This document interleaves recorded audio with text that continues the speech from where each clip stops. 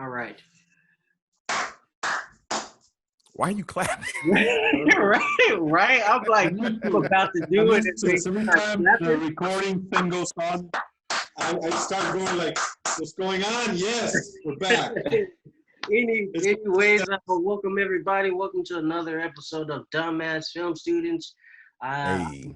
I'm DA, followed by another host, Rudy Wilson. We got 3 special guests with us. First, I'll say what's up to Rudy. How you doing, man? I'm good. Glad to be here. And then we have a special guest with us for Jay. How's it going? I'm great, bro. I'm here facing the crowd in the name of Lonnie Cox. Retired Super Mario. You know, he's spending a few days with his girlfriend. She's leaving, so I'm here. All right? Wait, she's leaving? She's leaving him? Is this gossip? Oh, no. Is this gossip? You know what? Yeah, like, no, it's not like that, but Jay came on here spilling tea. Wrong guy code here. I'm sorry. I'm going to go past again. He replacing Lonnie. Lonnie never coming back. My history in film is I once acted in a pornographic film. First of all, who asked you this? I was the motel clerk. Who asked you your history in film? Nobody asked you that. I thought you were gonna ask that. You said No. to Tyler that you were gonna Tyler. That's why I said it to Tyler. Nobody said nothing to you. I'm not just a painting in the wall. I'm a fucking mirage here. Your first time was last week. Let's just move on. We're spending way too much time with this guy. Go ahead, DA. I'm sorry. And then we have I brought with me my wife Shania. We had her on in earlier episodes, the one and only Miss Henry. Even though her name says Davis down there, that's damn shame. Oh, Lord. I'm almost gonna be mad at you, dude. Who did it? I'm sorry. How you doing? I'm good. I'm finally on camera this time, guys. I won't be commenting in the background anymore. Oh, I see you. Hey, girl. Wow, that's cold-blooded. It's not like I have the big head in the relationship. You were taking up. This is how it was last time. Wait, how do we get on air? Wow, this is random, like shots fired. Okay, like trying to gag me. Animosity. Where is this coming from? Anywho's. And then we have the Mr. Tyler Rudd, great filmmaker here, guys. I met him in New York Film Academy. Came all the way from backside Mississippi. I don't know where in Mississippi. Backside Mississippi. Backside. Batesville, Mississippi. Tell us about yourself, Tyler. How you doing, man? I'm doing pretty good. I'm blessed and highly favored during this pandemic, you know what I'm saying? Just been in the house, you know, and wearing my mask and all of that, you know, working on projects and meditating. And, you know, I got to be a personal trainer, so I've been getting in shape and working on my health and all of that. So, yeah. So, Tyler, tell us, how did you get into filmmaking? What made you actually come over to, I guess, want to make films? The dark side. Okay. So I've always been a writer, you know what I'm saying? I've always been into short stories and into movies, and just like I've been obsessed with like the characters, mainly like most people who are into filmmaking, they really love like storylines and shit. I've always been focused on like characters in movies, and like certain characters in like movies, like classics and shit, really have like become a part of my personality in a weird way. So that's why like my style in filmmaking and writing like really focuses on like characters. Like none of my characters are shallow and shit like that.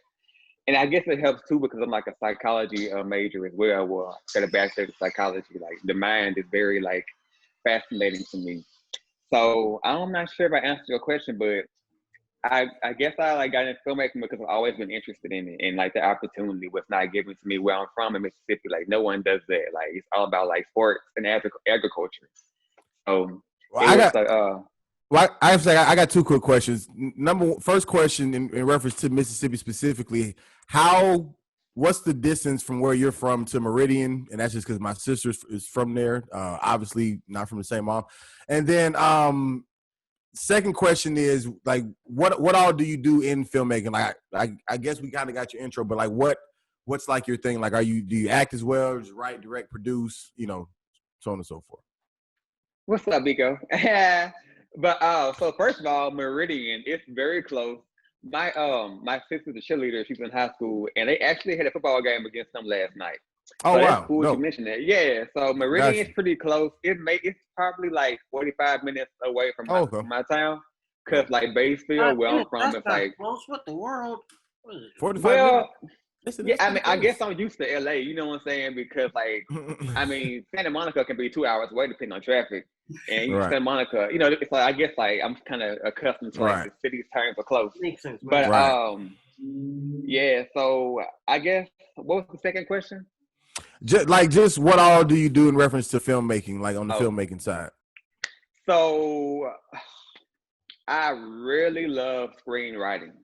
And anything to do with like just writing and like even like just what do you call it with the script, you know what I'm saying? Like keeping up with the continuity and stuff, the script supervisor. Anything to do with that. And also too, like directing is a big deal for me because a director is basically a psychiatrist, like keeping the actor sane and shit like that, and like just the captain of the ship. Like I just was born for that.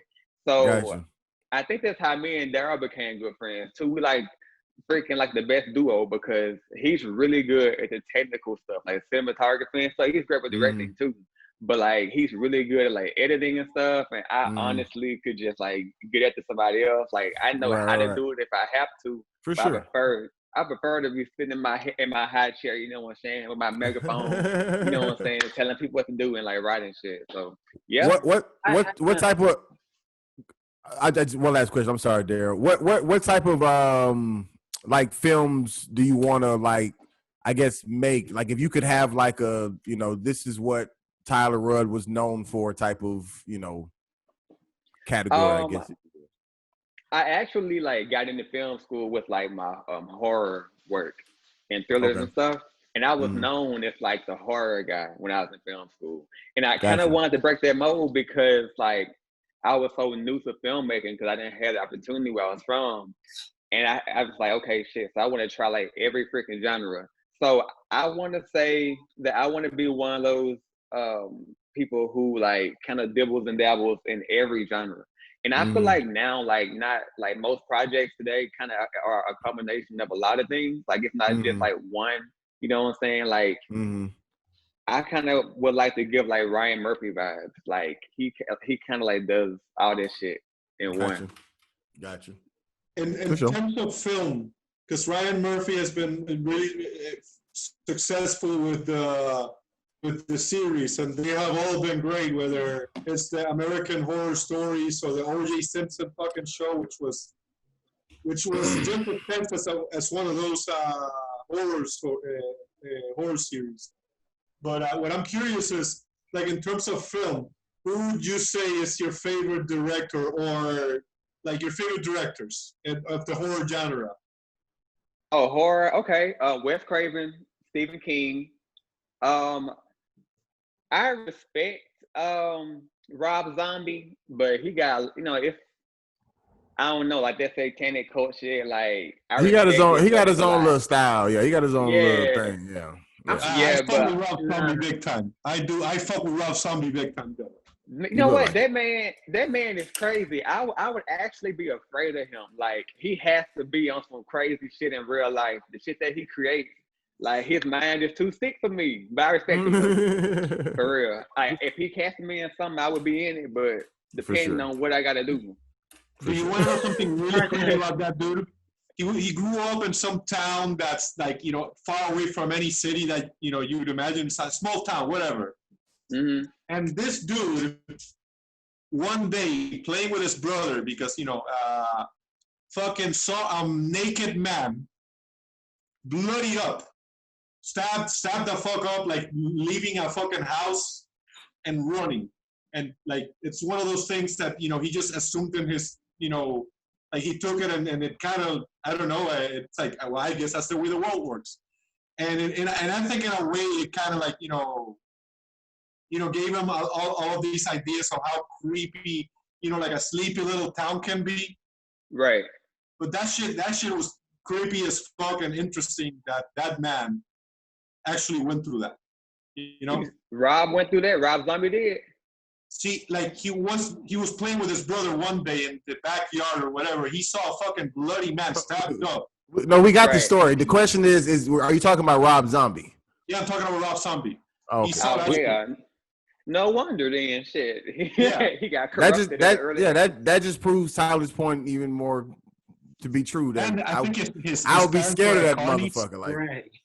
Like His parents were carnies as well. That's like really fucking crazy shit, dude. You know way too much about this guy. All right, you got T-shirts hanging up in your closet. Jesus Christ! Bro, because I'm not a merch hoe. I'm not a merch hoe. I got you. I'm surprised you actually didn't mention Jordan Peele. I thought you. Yeah, me too, actually. Yeah, I mean, he was. I like him. I really do. Tyler was like, I'm not surprised I didn't mention him. Because I was trying not to be stereotypical. You know what I'm saying? The black dude, like, oh yeah, Jordan Peele. Like, I fuck with him. Yeah. But as far as like who I grew up with and what kind of like molded my creativity, Wes Craven, Stephen King. You know what I'm saying? On this podcast, you got to say as much black stuff as you can because Daryl don't like black movies and stuff. I don't know if you know that. I gotta. Bet y'all enjoy Tierra and shit. But I have to ask: does your psychology really help you when it comes to your writing? When you're actually getting into the mind of all your characters and whatnot, how does that play out? Oh, well, it plays out really well because now that I'm older, because like it's October now, so I love horror movies. I've been watching childhood horror movie favorites since the 1st of October. So now I've been watching movies that I grew up watching, like 13 Ghosts and shit like that came out in like 2002. Like it's just another big confirmation of me, like to me as to like why I write what I write, because a lot of characters from like these iconic movies kind of have like they're like shallow personalities. They're just kind of just there for like the storyline or whatever. And I guess that's another reason why like I really dig deep into my characters, because like it makes you really like root for them. Not just in the horror movies, but like rom-coms or dramas, anything. Like you really get to know that character and they're not just there, you know what I'm saying, for the story. Okay, last question before we move on. What is your, I don't know if you've answered this, you answer your favorite director, but what is your favorite movie? Okay, so my favorite movie, my number one favorite movie is The Color Purple. Daryl's never seen The Color Purple. Hey, that's actually because of a childhood trauma, so I chose not to watch it because of childhood trauma. So that's why I didn't. It's not because I didn't want to watch it. Well, don't watch Annabellum then, shit. I seen Annabellum. Yeah, it's hard. Yeah. Oh yeah, you do. You actually have a poster of Color Purple, correct? Yep. Yeah, that's nice. One of our classmates got it for me for my birthday like 2 years ago. That's nice. All right, we can move on with it. All right, let's do it. Well, yeah, man, Tyler, man, appreciate you pulling up on us, bro. Of course. And you who chose? That was you who chose Green Inferno. Mm-hmm. Gotcha. All right. Well, we got our 3 movies. Shout out to the filmmakers and all the actors and everybody involved in these movies. We are not here to shit on your work. It doesn't matter what we say anyways, because the movie's done. You got it on the big screen. You made your money. These are just our little opinions, okay? So let's start off with One Flew Over the Cuckoo's Nest, directed by, I guess it's pronounced Milos Forman, starring Jack Nicholson. Here. Say it again. I said the man who chose this isn't even here. Oh, right. Jack Nicholson, a host of others. Very, very funny to see a young Danny DeVito and Christopher Lloyd. I thought that was pretty hilarious. Just in my own little plug. So the way we do it here on Dumbass Film Students, we're just gonna bet. Jesus Christ, y'all got pets just coming from. So the way we do it here is we just take a quick vote before we get into our discussion. So on the count of 3, I'm just going to say 1, 2, 3, and you basically just give a thumbs up or a thumbs down. Thumbs up means that overall you thought this was a good movie. Thumbs down means overall you thought it was a bad movie. But you can choose thumbs up and still have things you didn't like, and vice versa. Choose downs, the thumbs down to have stuff you did like. So this is just your overall vote for the movie as a whole, good or bad. All right, here we go. On the count of 3. 1, 2, and 3. I'm gonna go neutral. Neutral. Okay, cool. Why you say neutral? Where you at with it? Okay, so like I had never seen the movie before, right? But my whole life I've always like heard of the title of it, and I've seen like references and like Family Guy and all that shit. So it's definitely a classic. And even Ryan Murphy's new TV show, Ratchet, you know what I'm saying? Nurse Ratchet is protagonist, so I see where it stems from. So I definitely respect it. However, it was hard to watch, you know what I'm saying?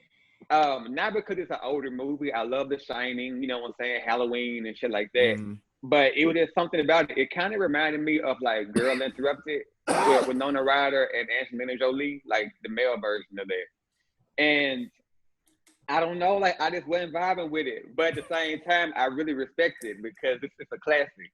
I went to sleep on it the first time, I ain't gonna lie. And Okay. The second time I was just getting ready to ask, like, what exactly did you mean by not vibing with it? But I get it now. You fallen asleep, so you were bored of this movie. This movie didn't even have your interest. Right. Yeah, but it was moments in that made me laugh. Like when the protagonist, he went like behind the counter where like the patients wasn't allowed to go, and like the young nurse came out and he scared the hell out of her. Like that shit was funny, and Nurse Ratchet was a total ball buster. I got that, but like I felt like damn, like Girl Interrupted is like a better version of that movie. No, I never seen Girl Interrupted. I don't know. Damn, we got to watch that. I never it's really seen good. it. This is my first time seeing this. I mean, and for me, just like you said, I've heard about it. Just never actually watched it. And for me, like I thought it was dope because it reminded me a lot of, and Daryl, I know you've seen it because we watched it for the podcast. I'm not sure if everybody else seen it, but it reminded me of similarities to the Peanut Butter Falcon in the sense of somebody who everybody is treating like because they have this handicap, they can't do something, and this is the jackass that really doesn't have many morals and values in life, but he's the one that's giving them that, you know, liberty and freedom type of thing. So, and I thought the way that he went about it, even just them using, and I never really looked at stuff like this until I went to film school, but even them just using stuff like the baseball game as like a sense of a goal. You know what I'm saying? Like if we could just watch the baseball game, that's a big deal in a place like this, as opposed to, you know, I don't even watch baseball. I wouldn't have gave a fuck if that TV turned on or not. You know what I'm saying? But I understood, you know what I'm saying, what that meant. So to me, like, I thought it was a pretty deep movie. Is it a type of movie that I would be like, you know what, I feel like watching One Flew Over the Cuckoo's Nest today. I would probably never watch this again. Like it's a lot, you know what I'm saying? It had, but I thought the acting, I mean, I just thought it was pretty cool. And even just like I said, to see the younger versions of all of these people who I've only seen when I saw my first time laying eyes on Danny DeVito was probably Matilda. You know what I'm saying? So you know what I'm saying? So like I barely even recognized that was him at first because I've always seen him as short and fat. He's just like a little kid on this at first. You know what I'm saying? So but yeah, I thought this movie was pretty wild. Some parts was kind of weird for me. You know what I'm saying? That I wasn't really clear on. Maybe I'm just not too hip to that world. I don't know what they did to him at the end when he had his shit sewed up, but he was definitely fucked up. They gave him a lobotomy. Lobotomy, bro. I don't know. I've heard that word. I don't know what that means. They take a chunk of your brain out. Yeah, they like drill holes in your yeah. brain. Oh yeah, I mean I know they definitely fucked with his brain, but he like I said, he was fucked up. He's done. No, he's done. He's gonna be a moron forever. Well, no, he got killed, so that was dead anyways. But what I guess what I was unclear on is like why was he like he was So he was basically trying to like serve his sentence there, like rest his sentence so he can get out of jail or something. Right. Yeah. It was that though? Oh, okay. Right. So he was trying to play crazy to be okay. I wasn't. Go ahead. Okay. No, it's the thing about this movie. I think it's a very uncomfortable movie to watch. I'm gonna agree with Tyler, but then again, I think it's more largely about the critique of society itself. And I'm gathering a lot of that from the author of the novel, whose work this is based from. His name was Ken Kesey. He was a part of the counterculture movement in the 60s. He was a big-time advocate for psychedelics in the use of psychiatry and psychology. And he actually worked at a sanitarium as an orderly at one point. And he got to see like firsthand how the system worked.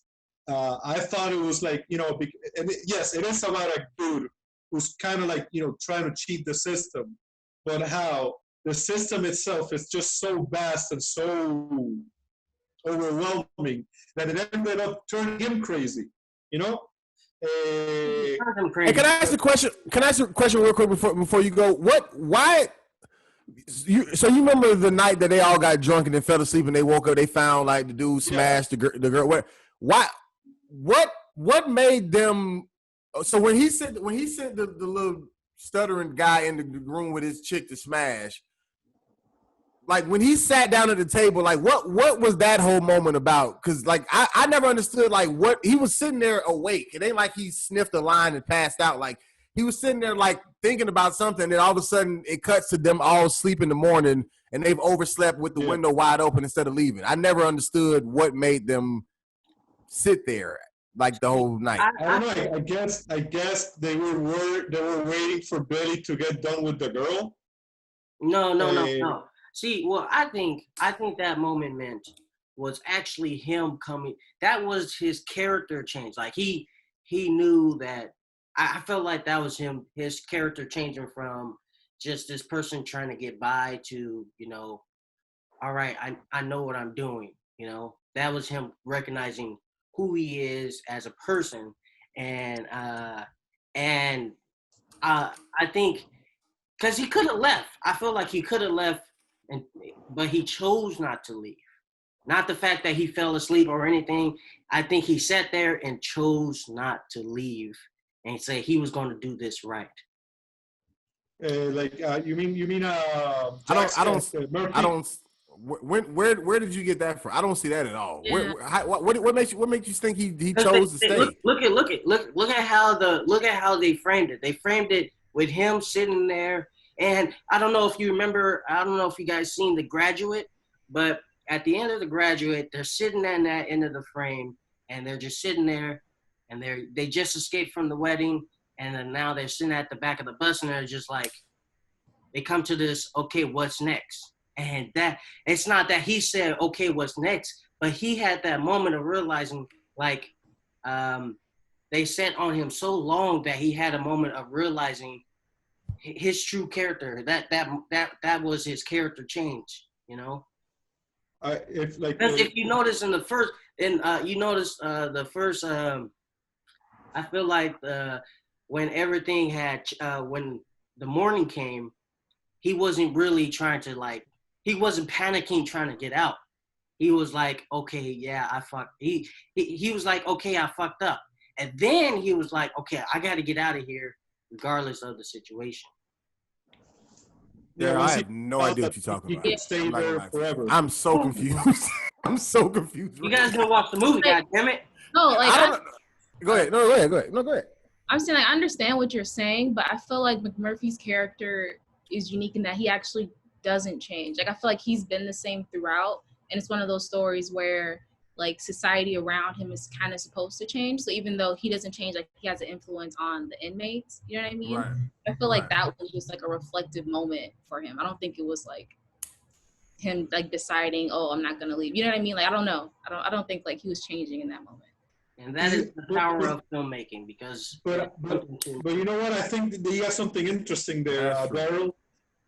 Because in a way, like the way that he had grown the way that he had started taking care of this band of misfits, right? Right. And like, you know, for him to like just escape by himself without the chief, who had been like in a way his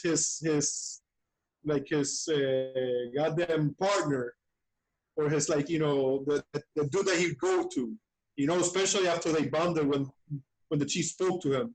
Right. Yeah, like, I can see how maybe like he chose to stay, because if none of these guys are coming with me, I'd rather stay here and let my man bust his nut in the fucking room, and I can leave anytime I want, whatever. I don't have to leave right now.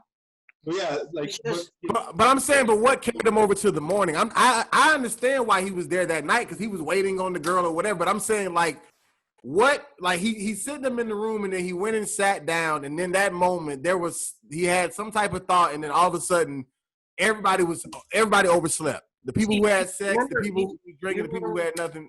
Go ahead. Sorry, you remember what happened? You remember the scene before this? Before that particular moment, what happened? They had that group meeting, and he had just found out that he couldn't get out of there regardless of how many days he had left in prison. Correct. Right. Yeah. So with that being said, he was going to escape. I have to get out of here. We're going to break out of here, right? All right. They decided to break out of there. He threw a whole big party. And then at that moment, he realized, I think, like I say, he realized what him being there had like, he changed.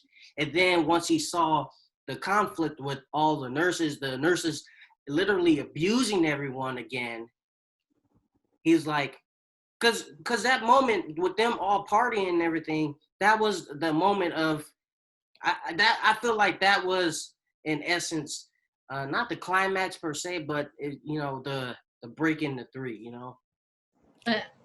My only problem with that is, what about all those other moments? Like, because I feel like he's witnessed those moments of them being abused, them not having rights, like throughout the film, like the film. But then also, I'm not done yet. Hold on. Right. But then also, like, like when he takes them fishing, you know, like there's these moments of rebellion, like when they're playing basketball, like when he's fighting for them to watch the baseball game, like there's these moments of rebellion, you know, aside from the party. So I feel like he could have came to this moment, you know, at any point throughout the film. So I'm like, why do you think this moment is so, I guess, special? Does that make sense? Like I said, because none of those times, all those times before, what happened? All those times before, he didn't know that he had the impression, all right, I only have a certain amount of days until I can leave. And then now that he found out this moment, he finds out you got to stay here as long as we say, you know, you can't leave until we give the okay. So wait, hold on. But he found that out. He found that when did he try to? When did he choke? When did he choke the Nurse Ratched? When did that happen? After the party? That was at the climax. Yeah, that happened like right after the party. And what made him choke her? The fact that the little that he was being an abusive bitch. Because remember what she did? Billy got some pussy, and then came out the room not stuttering at all. He was able to talk, able to function. First of all, he said 3 words without stuttering. We're not gonna give him too much credit. Now Billy was still stuttering. No, but they made it well, like it was so significant because it was a huge. He stood up for himself. I get it. It was a huge change from when she said, "I'm gonna tell your mom." He started like going back to his, you know, all that, you know. Right. So the fact that he went in there and he went to go kill himself. He knew Jack Nicholson's character. What was his name? Mac McMurphy. Yeah, Mac. Mac knew it was all her fault, so he was about to kill the lady. Yeah, because at that moment when she was telling Billy, "I'm gonna tell your mother, you know that I can't nut, and I can't keep this from her." What she was doing is she was showcasing that manipulation, that she had shown throughout the whole movie. Right. But this was at its rawest, and that particular moment caused Billy to freak out, go to the room, and kill himself. And that's what that's what I guess might have made him snap. And it's like, no, fuck this bitch, and he dived on her and choked her. But I'm saying, and before he killed himself, like that's when he snitched on him. He was saying that it was McMurphy's idea and all that stuff, right? Right. Yeah. Okay, so this is what I'm saying. So this is what I'm saying. So you're saying that prior to him choking her out because of the Billy situation, he had already made the decision that he was going to stay. Is what you're saying? Yeah, that's what I'm saying. I'm saying he had that, with characters who, like Shania saying, I can agree with Shania saying that maybe he didn't actually change at the end, but all characters who like stories that are like that, they have a small moment of where they change, and this is that moment where he was like, I felt like him sitting there, the camera sitting there on him so long, and him just contemplating what the past story that went on. But what does him staying? What does him staying do though? What does him staying do? How does that affect the next part of his journey or whatever? That's what I'm saying. In the morning, he wasn't as his aggressive self. He was. I get that, but I'm saying, but what? Because he wasn't adamant about leaving. But I'm saying, but what? How in that moment of him making his decision to stay, what was the premise of that decision? Like, I'm going to stay because I want to now, whatever. Like, what was supposed to be the now goal? I think the fact is he realized he was the only true help that these people would get. Yeah, but he's still gonna leave. That's what I'm saying. That moment. If you go back and watch that moment where the camera is sitting on him for about what felt like a minute or 2 minutes, that moment is where he realizes he's looking around and he's like, I'm turning my thumb sideways. I'm with Tyler on this one. My thumb's going sideways now. Yeah. I'm sick of this shit. But look, this movie did a great job, because it's an insane asylum. And if you look at what they're doing, what is the definition of insanity? Repeating something over and over again. And what were they doing every day? The same thing over and over again. Like a record player. But he was gonna leave. Go ahead. I'm sorry. You guys didn't watch the same movie I watched, did you? Oh, I watched the ending. What's her name? Ratchet came in there. He was like, "All right, Chief, this is our cue." He got his keys, unlocked. Then the attendants. Because she came in there. When she came in there, what happened? But my point is, like, that moment where he's sitting at the table, you're saying he decided to leave at that moment. No, I'm saying he decided to stay. Decided to stay at that moment. But the next morning, after they were all passed out and they got caught by Nurse Ratchet, he was still ready to leave. And then, like, Billy happened. That's what I'm saying. When Nurse Ratchet came inside there with all the workers, what happened? They all got in trouble. She basically started yelling and kicking everybody out. But he only stayed because that nurse came in there screaming, and then Billy. Exactly. That's why it's such a good moment. He's like, okay, I'm gonna stay to help these people. And then Nurse Ratchet come. Let me talk. Nurse Ratchet come and he's like, all right, fuck this bitch. I can't deal with her. I'm out of here. And then the boy he was helping. It seemed like a lot of flip-flop going on. Kills himself. The little prodigy kills himself. That hurts him to his heart. And it's not like it's his fault. It may be his fault to us, but it's not his fault. It's really, we watched it, that Nurse Ratchet fault. And then the fact that she killed him or caused him to kill himself, I'ma choke this bitch out. Yeah. Yeah, but that's after he's already stayed. I understand why he choked her. I'm just trying to figure out what made him. You know, I'm not. And first of all, you don't have the answer because I don't want to know no more. I don't care anymore. But what I'm saying is the question that I was asking is that what made him do all the stuff that he did? He was getting ready to leave, then sit there, and then all of a sudden everybody overslept, and then they got in. I just didn't get that whole transition. It was a little weird for me, but I'm over it. It's okay. You talk about the old black guy, Turkle, is that Turkle? At the end, that guy. The Shining. The guy from The Shining. They both were in The Shining. I feel like Jack Nicholson was typecast.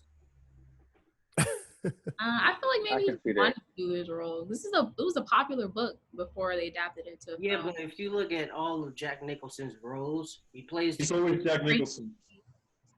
Type. Yeah, but he has a certain look. Like, I mean, it's only so many things you can do with a Jack Nicholson. Like, he's gonna be. But therefore, he's typecast. Is that not typecast right there? And he always has a bad ending too. At least the movies I've seen him in.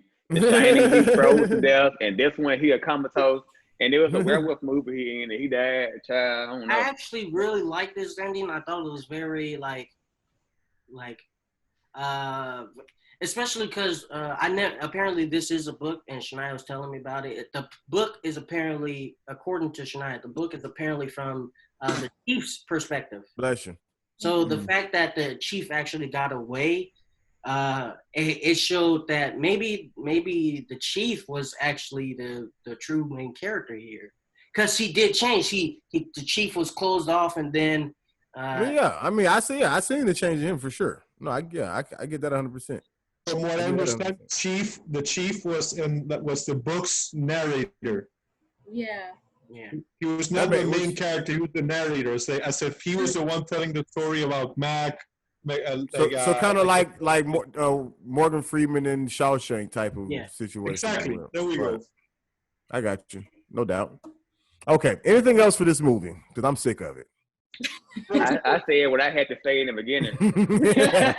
I'm sick of it. I have turned my thumb sideways. I'm sick of this shit. Here, Lonnie, I actually enjoyed this movie. Great choice, man. Even though, I will say this lastly. I did feel the 2 hours, but I wasn't tired of the 2 hours. I don't know if I felt it, but it might have been because I'm just kind of used to y'all be picking some long ass movies. You know what I'm saying? Like for this podcast, we usually be watching 2 hour movies. So I've just kind of gotten used to it. So I don't know if I felt it. But I mean, all the performances and stuff I thought were very, very good. I thought it had, I thought it was a pretty genuine story. I didn't dislike it at all, but it was just some parts that was just a little. You just turned down sideways. That's because I'm still neutral.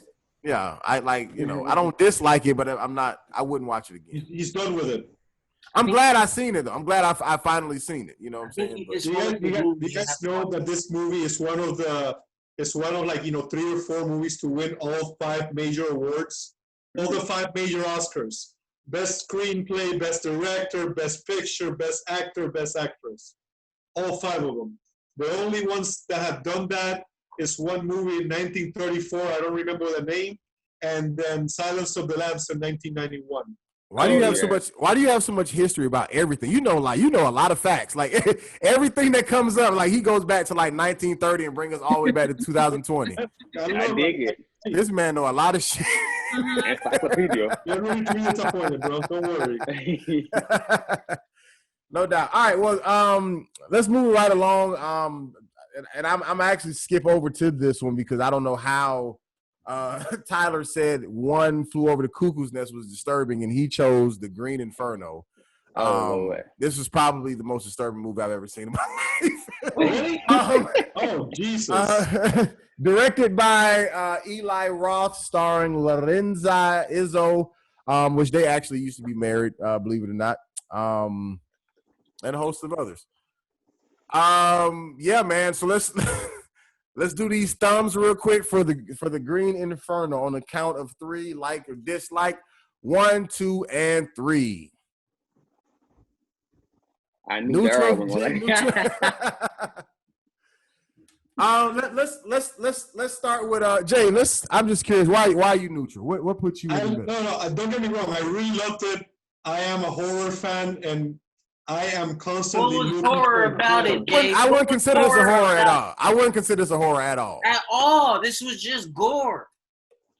It was gore. But like, you know, that too much action that we saw with that guy taking a piss and the tarantula, that turned me right off.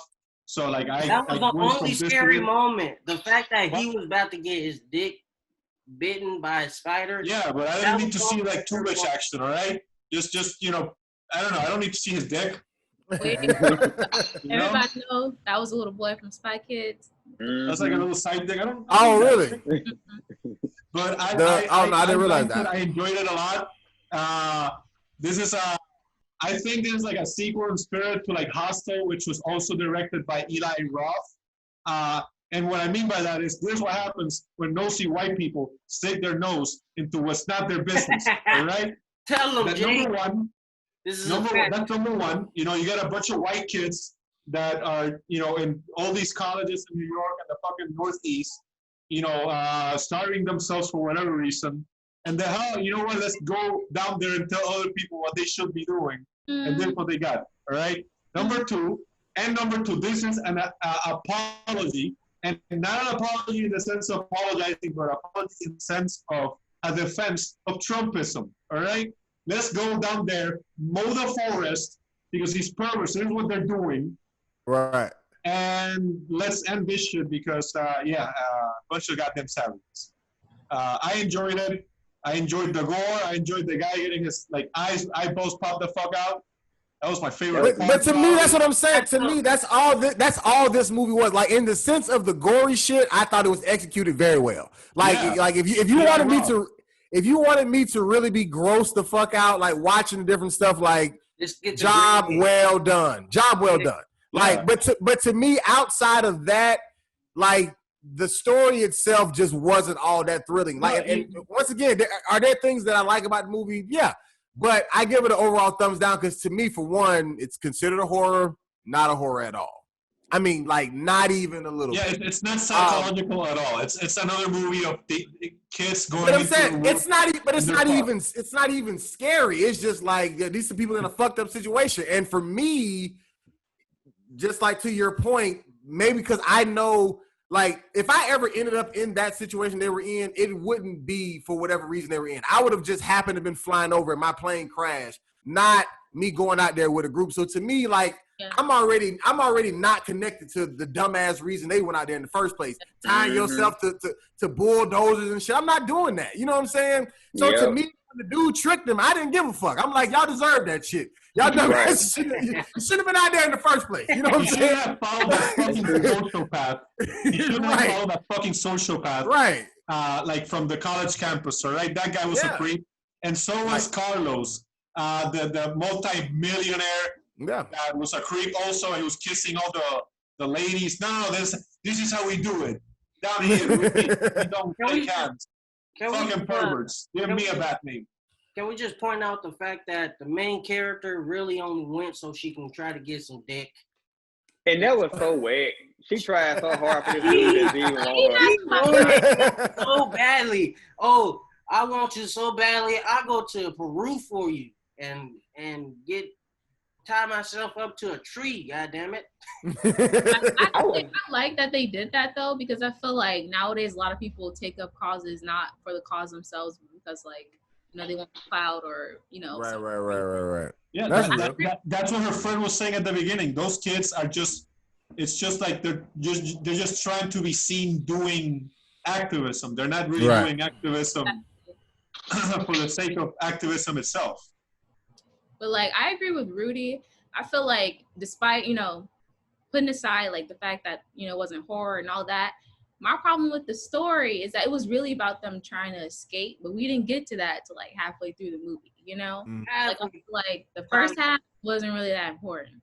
Tyler, I love you, man. This movie just was not, you know what, it just wasn't doing it for me. I'm watching it and, you know, it took 5 years I felt like this movie was longer than the 2-hour movie of who flew over. It was like 1 hour and 40 minutes. It didn't feel long to me. It didn't feel long. Like I'm gonna say this. Like it was low key. Like I was definitely like it had my attention. I'm gonna say that. Like I was never like.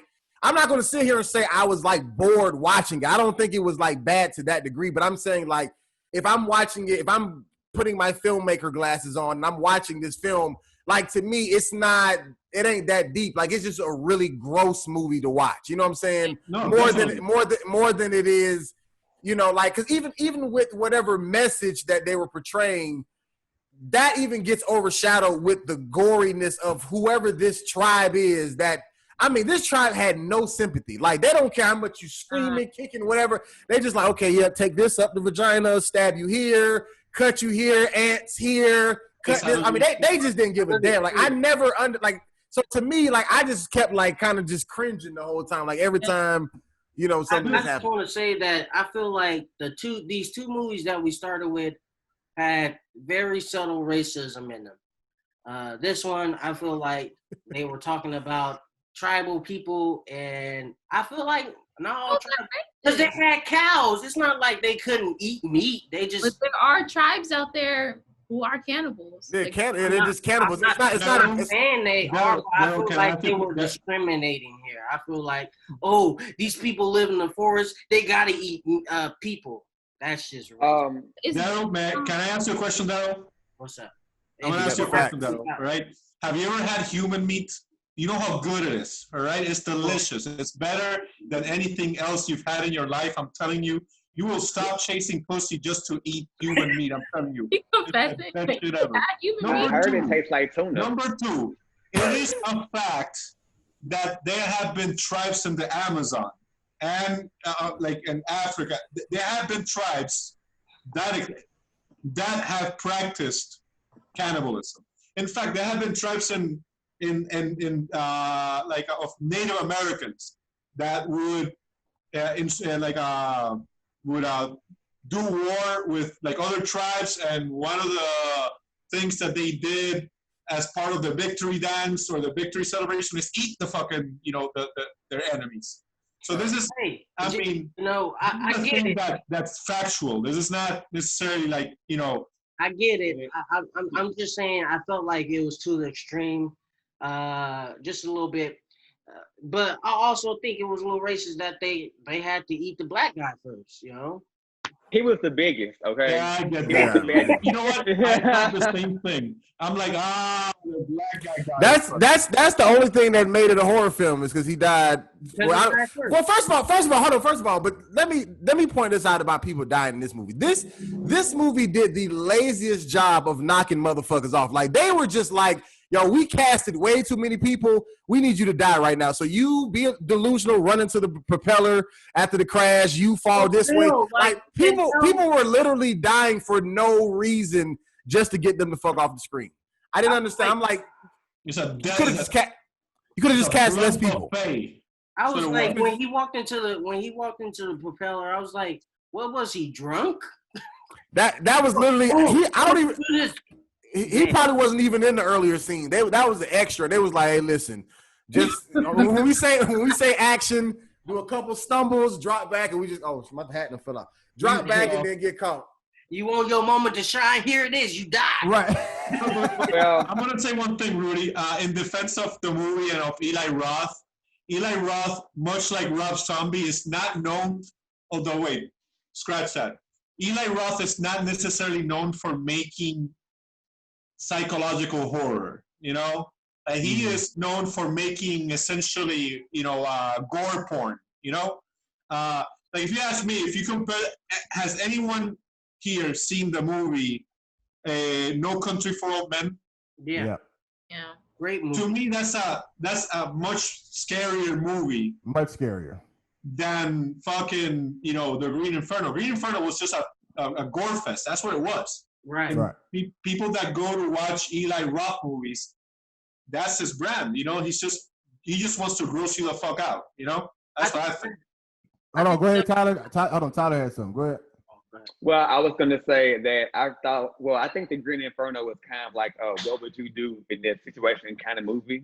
Because things like that have happened in real life. There are like cannibalistic, you know what I'm saying? Like how you said before, you know what I'm saying? Like villages that eat like their enemies and all that kind of stuff. It's like a sacred thing, cannibalism or whatever. So yeah, I mean the storyline I thought was silly, but just the overall concept, I thought it was like, wow, like damn, what would I do if I was in that situation? I wouldn't go to Peru for no damn fighting for no country or nothing. But like you said, you know what I'm saying, Rudy, if I was like flying over like the jungle and they got shot down and I survived, like, For oh my sure. God, like what the hell, you know?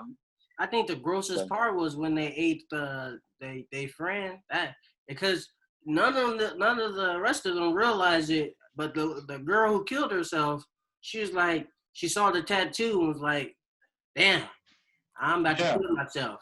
And all the rest of them was like, this shit's good. Not have that. Oh shit.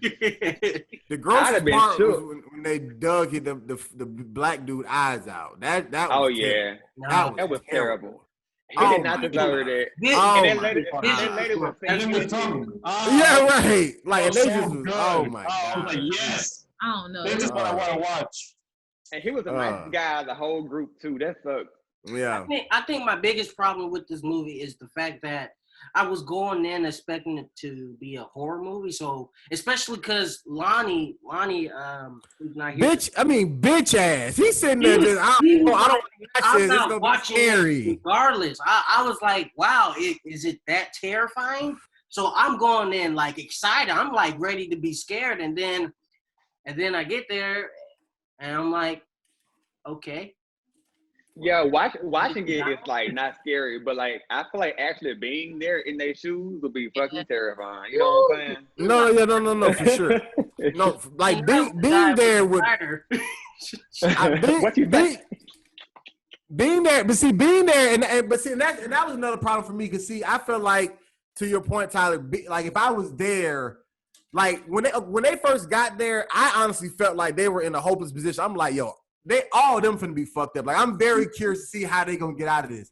And then, like, this movie, like, every time they needed something to happen, like, they just made it way too convenient. You know what I'm saying? Like, it was just always something else conveniently happened to happen so that now we can, you know what I'm saying? And, like, and to me, I felt like maybe they created the stakes so high that they almost had to find a way to dig themselves out of, because the stakes were high. Like, being in that predicament, especially them getting the big fat dude first and eating him and cutting him up, and that's giving you the visual of like, okay, if they make it down the line, like, this is what we're all up against. So like that right there is like, you know what I'm saying, that's terrifying all in itself. I get that.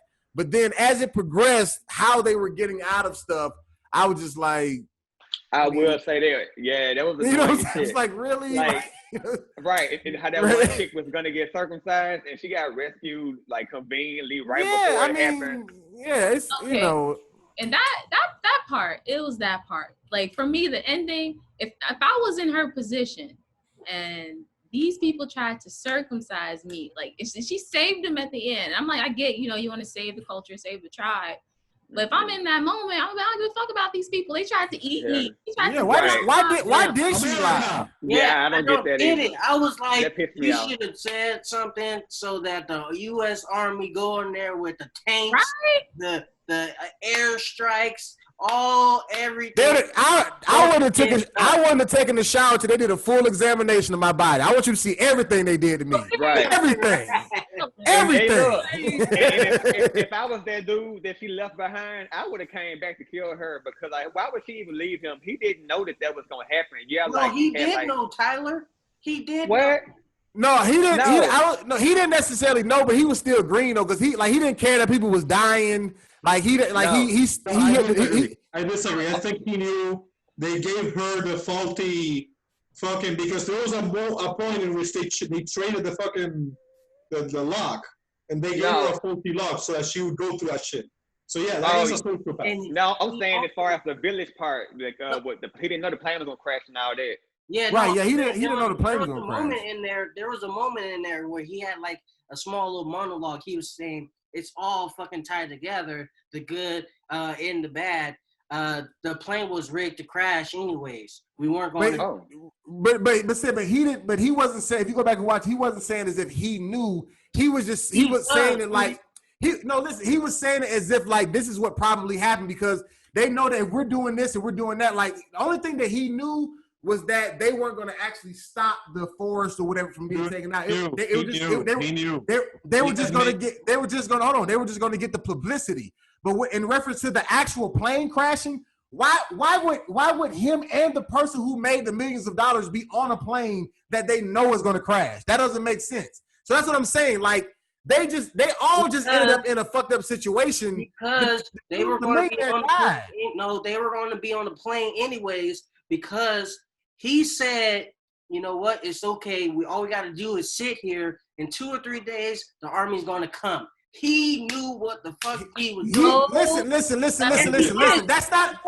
That's not about the plane crash. He knew that. Listen, he knew because of what the deal that he made in reference to let my company get put on by stopping them. We look like we did something big. They'll stop for a day or two, and then they're going to keep going after that. So because we know that happened, it's a chance of us getting saved because I know that they're still coming this way. But he had no idea that the plane was going to crash, is what I'm saying. And that's what Tyler's saying. Because why the plane was rigged?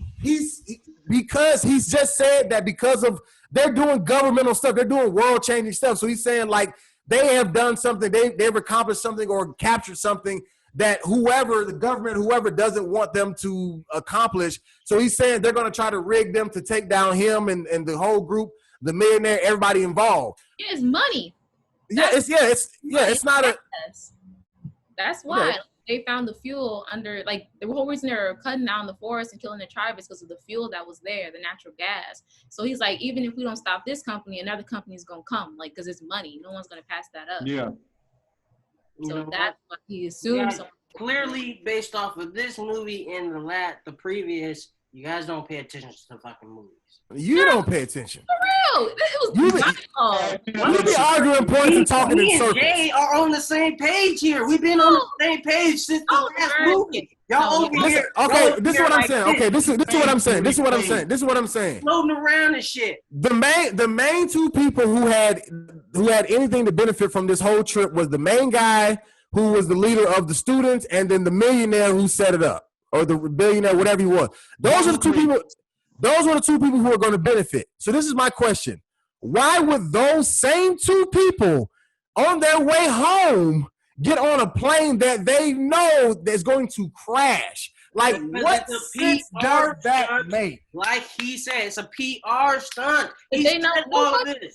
The nigga died. The millionaire fell out he died. How's that a PR stunt? He died. It's not my problem that the plane rig didn't work out for them.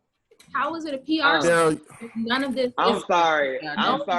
I'm not. It's a 50-50 chance you can survive a plane crash. I'm not about to risk that, PR stunt. Right. Like that makes no sense. Jay, we right here, right? What's up? I believe that they had I looked a breakout room or some shit.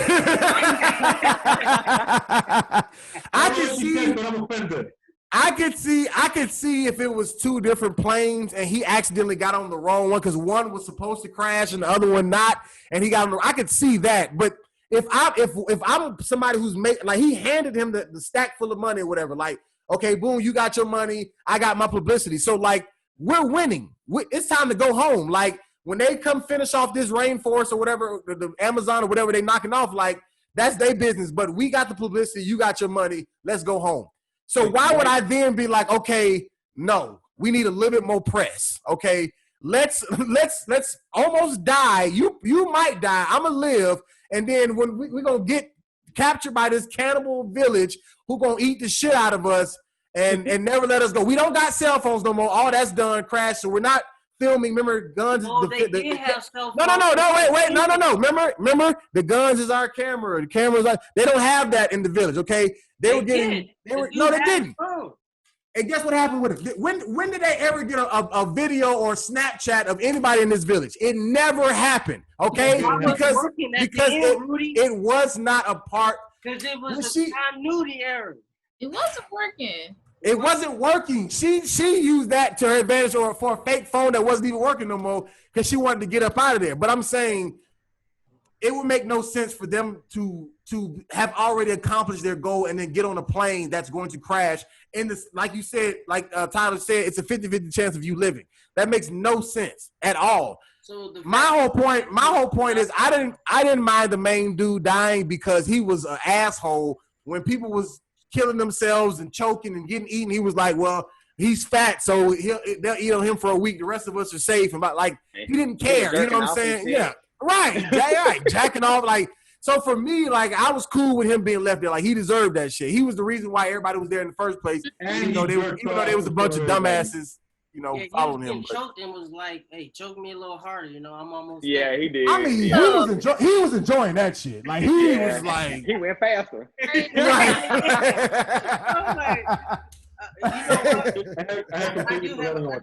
do have a question. I do have a question. Since we all thought it was gory, which death do you think was the worst?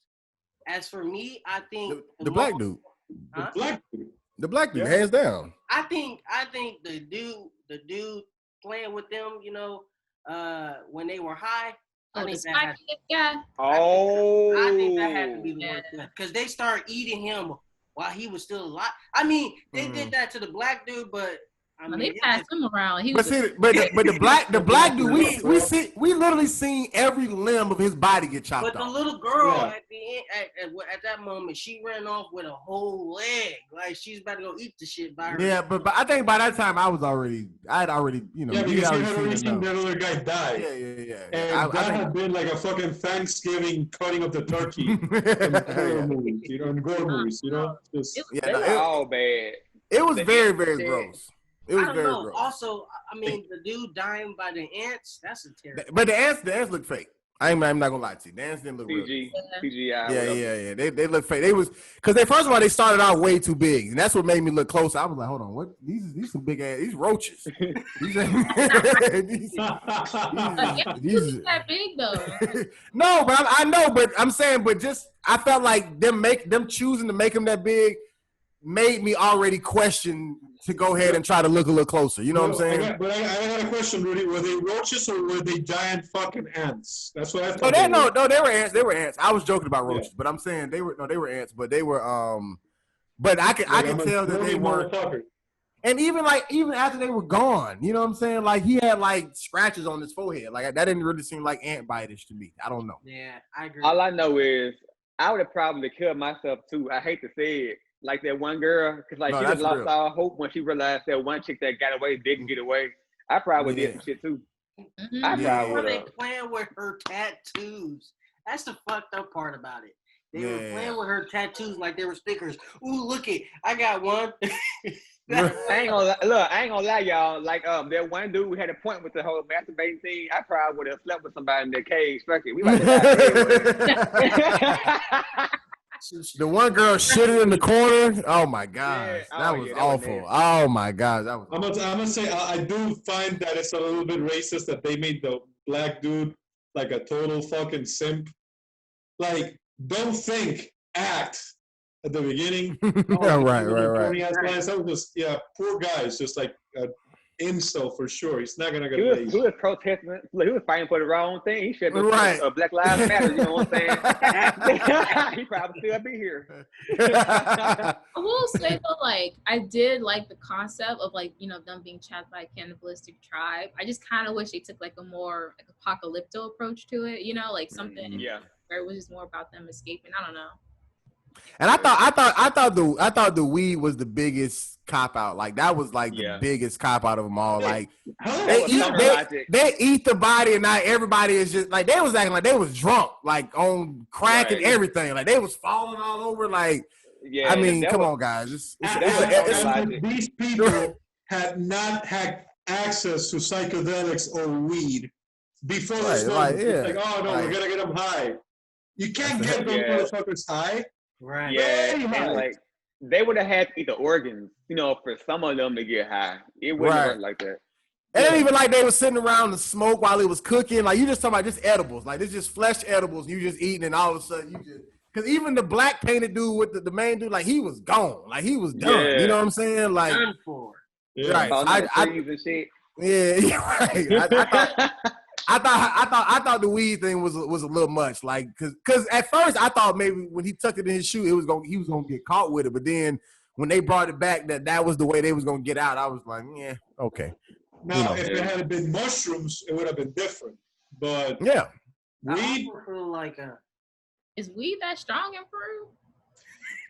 they had that gas, boy. Yeah, they was like it like very strong. But believe me, if weed was that strong in Peru, those Amazonian motherfuckers would have been immune to it because of all the They would have caught wind of it by ayahuasca now. that they already do. Right. You They know, would have got Yeah, they were. What is this? What are you trying to fucking like candy me to death? Which is so crazy because the main asshole dude said that. He was like, man, they eat weed for breakfast. Like he said that, and then all of a sudden they was all fucked up. So it's like I don't really get I don't know. That's why I got this. I do have one last thing. Gotcha. I do wish the little fight between her escaping with the little kid. So you know how she fought that bigger woman. I kind of wish that would have lasted just a hair longer. Because it just felt so convenient. With that, I feel like in movies like this, where like someone on the bad side helps the people get away. Yeah. I'm just like, if I'm helping you, don't hurt my people. You done snatched my auntie's nose ring out. Now my family. You know what I'm saying? Like, you have to do all Hold that. on, bitch, you doing too much. You doing too much. And then like when like the other little kids realized she helping her, do me, whatever they said, that shit was Right. And why didn't they shoot her just because she was down there by the Jaguar? I didn't get that. What made them back off? He said, "I'm American." No. I'm talking with the tranquilizer when they were chasing with the tranquilizer, and she was down there by the Jaguar, and he pulled it down, and they just ran off. Like what made them not shoot The her? Jaguar was gonna get her. So Remember at the beginning they tied it together. At the beginning, the dude says something about how the Jaguars mean something about hope or something, and then the fact that he was able to get by. And I think also that they were not gonna kill her. They were turning her into like one of the women of the tribe. Yeah, they were gonna circumcise her. All that shit they seen in the beginning. She was not like they didn't see her necessarily as a threat, you know. They were, and you can tell because of the outfit and the circumcision thing. That's what they were prepping to do to her. They were not gonna eat her ass up like they did everybody else. She was, you know who should have killed her though? Because remember the dude in the all black paint was on the ground, and they shoot him first while she's standing up over him. When did that happen? How the motherfucker on the ground get shot, and then he America with cops. I wanted. Okay, but Shania had mentioned something at the beginning of the movie when they first crashed. Why is that one girl getting shot with arrows when everyone else was getting shot with darts? Yeah, they just knew from the beginning they didn't want her. Because we don't want that white meat. That's what happened. You can tell he was a bitch, and you need to you already didn't like her, so you just saw her die. You know, that's what I think it was. It's like, hey, she's gonna die. And and last but not least, I actually got a tie for the worst death because that pilot, he got fucked up in that plane crash. Oh yeah, damn brain. Yeah. He got fucked up in that plane crash. He did. That was terrible. That was awful. Straight through the face. Yeah, that was awful. That was bad. All right. Anything else for Green Inferno? Why was it called Green Inferno? What does that mean? Well, because the name green as in the forest and the green hell, essentially. Oh, I'd rather die in a plane crash. Yeah. I'd rather die in a plane crash. When that dude said that was the realest line in the movie. Like, cause I felt that. I was like, man, I'd rather just die in a plane crash than be at this shit. Like, cause that would have been quick. You know what I'm saying? Like, this is hell. Look, Green Inferno. Yeah, just mow the forest down, put a couple of McDonald's in there. We'll be straight, all right? You're right. Gotcha. All right. So last but certainly not least, we got Cadillac Records directed by Darnell Martin, starring Adrian Brody, Beyoncé, Jeffrey Wright, Columbus Short, Mos Def, Cedric Entertainer, and a bunch of other people. So let's take our votes real quick, whether you like or dislike, on the count of 3. 1, 2, and 3. We got sideways thumbs. So we never got a thumbs. Oh, I guess I gave a thumbs down. Wait. Before we start, Rudy, I know you're gonna go pass it to one of the people who had it sideways. But can we all just, I don't know how you guys feel. She fucked up in Lion King, but this moment when she was playing high as hell, Beyonce. Listen to me. I always say that this is the best role Beyonce has ever played in any movie. I never any movie. Attention to it. In this any movie. When she was playing high, I was like, girl, you sell that shit. You do your damn thing, girl. You do your damn absolutely. thing. This is the best. This is the best role that she's ever played. Well, I'm the thing. Some people here haven't watched Lemonade, the visual album, and it shows, because that's her. I mean, I meant like in a feature film, like. I'm just look. The truth is, what I didn't like about this movie is that I couldn't find her in Hulu, Netflix, or Amazon. I didn't find it in any of those services. So guess what? I couldn't watch it. There, I said it. I would have loved to watch it because I've been curious about that movie, but it was not available to me. So you decided to mention that you didn't watch it. Why didn't you just? How do you think we watched it? You thought we just? On Tubi, man. It's on Tubi. I don't know, man. But yeah, it just I looked for it numerous times. It's on Tubi. It didn't happen. So I'm just gonna monitor the conversation. we don't care. All right. So. Charlie, you gonna say something? Oh, about the Beyonce thing. Me personally, I just feel like Beyonce is too big of a music artist, like for me to take her seriously in a film. Like I just can't help but see her as Beyonce in everything she's in. But she was really good in Cadillac Records and Dreamgirls. So I just see her as Beyonce. You saying that moment when she was high and she was talking with it was good. White dude. I agree. I still see Beyonce. Everybody knows that Beyonce in movies, like it's just not what it's not. Okay, but yeah, we don't love her. That's not why we love her. So it doesn't matter. We don't hold it against her. But that's why I was saying this is her best role. I'm not saying that there wasn't actresses that could have been in this role who were better. I'm not saying that. I'm not. What I'm saying is, but for what the level that she normally brings. To me, this movie, as well as Dreamgirls, is her best 2 performances. I agree. I think this is way better than Dreamgirls. Because we don't see her on the screen that much. The only time we really see her, she's singing. And then the fact that she had this one emotional moment where she's acting high as hell, but was selling the shit. Listen, in Dreamgirls, like that was like the moment for her in Dreamgirls. Exactly. She was singing. Still singing though. She was singing the shit. She was singing. No, I think Cadillac Records gave her more of an opportunity to, to play like dramatic, like even with the because Dreamgirls was more dramatic for the Jennifer Hudson character. Right. So but I think this entire cast was very, very good. I think Columbus Short was phenomenal. I think he played that role. I mean, very, very good. I thought Mos Def was great in his role. I mean, everybody just really, really fit. Jeffrey Wright, he always does a good job of like really taking on whatever character, you know what I'm saying, that he plays or whatever. So I thought this was casted very well. I thought it was an interesting story, because it's one of those biopics that it's not as popular, just say it's like a Straight Outta Compton or whatever, you know what I'm saying, especially as to now, because we don't like you may have hear the different names in this, like Muddy Waters, whatever, but you don't really like know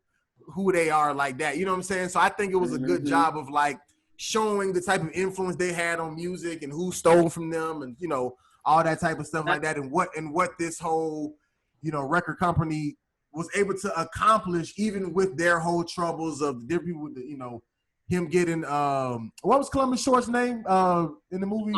Little Walter. Walter. Yes, getting Little Walter to drink. Like Little Walter didn't drink, but he like Muddy Water was the reason why it was his whole demise or whatever. So I thought it was a lot of good story and backstory and acting. I thought Gabrielle Union played a good.